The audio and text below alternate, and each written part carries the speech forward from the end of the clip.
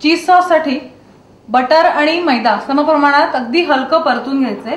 त्याच्यामध्ये गरम दूध घालून ते नीट फेटून घ्यायचं। ते चांगलं घट्ट झाल्यावर त्याच्यामध्ये चीज अगदी हवं तेवढं चीज घालायचं आणि सगळं पूर्ण ते जे तुझा सॉस बनेल तो पूर्ण गाळून घ्यायचा आहे। चला मग आता बनवूया चमचमीत बेक डिश। थोडी वेगळी आहे, अगदी रोजच्या सारखी बेक डिश नाहीये, ह्याचा टोटली बेसच आपण वेगळा करणार आहोत।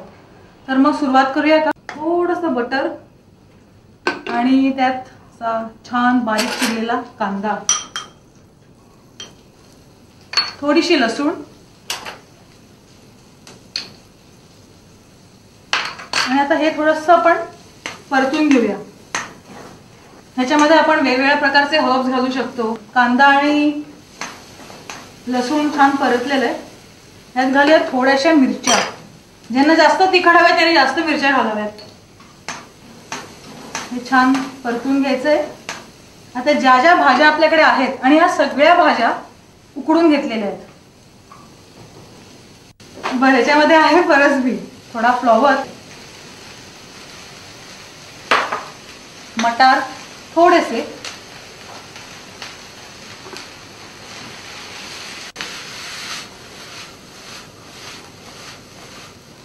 तुम्ही सुद्धा टोमॅटो प्युरे घालूया।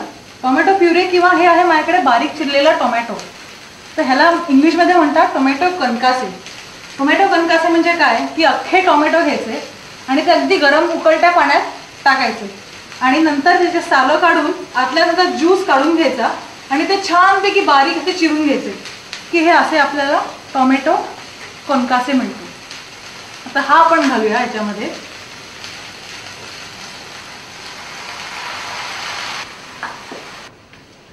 हे आता छान मिक्स करून घ्या।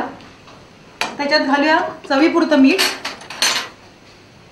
बरं, मीठ जास्त घालूया नको, चटपटा सॉस म्हणजे केचप। हे भाजी जास्त आपल्याला शिजवायच्या नाहीयेत कारण नंतर आपण हे सगळं बेक करणार आहोत। अवन प्रीहीट करून घेतला आहे, त्याला मीडियम टेम्परेचर पर्यंत तुम्ही त्याला प्रीहीट करा। बरं, आता हे आपण पूर्ण या डिश मध्ये ट्रान्सफर करूया।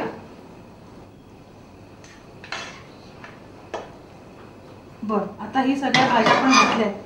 आता माझ्याकडे आहे चीज सॉस। तुम्हाला चीज सॉस कसा बनवायचा हे तर मी आधी सांगितलंच आहे।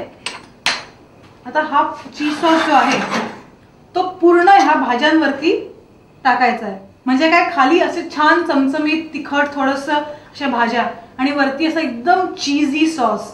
किती मस्त कॉम्बिनेशन आहे की नाही? आणि ह्याच्यामध्ये वरती अजून थोडंसं चीज घालूया की अगदी खूपच मजा येईल। आणि आता डायरेक्ट ओव्हन मध्ये